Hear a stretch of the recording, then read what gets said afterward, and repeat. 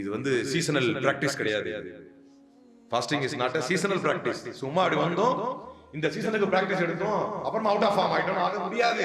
அதுக்கான வாய்ப்பே கிடையாது. இந்த நோன்பு தான் உலகத்தில் எந்த மதத்திலும், எந்த மார்க்கத்திலும், எந்த சித்தாந்தத்திலும் சொல்லப்படாத ஒரு டிஸ்டிங்டிவ், ஒரு ஸ்பெஷல் கேரக்டரிஸ்டிக், ஒரு யூனிக் வே ஆஃப் பிராக்டிஸ். இந்த மாதிரி எங்கேயுமே கிடையாது. பசித்திருக்கிற சப்ஜெக்ட் நிறைய பேருக்கு வேற வேற மாதிரி இருக்கலாம். ஆனா நமக்கு இருக்கிற மாதிரியான ஒரு கான்செப்சுவலைஸ்டு ஃபாஸ்டிங் வந்து உலகத்தில் எங்கேயும் கிடையாது.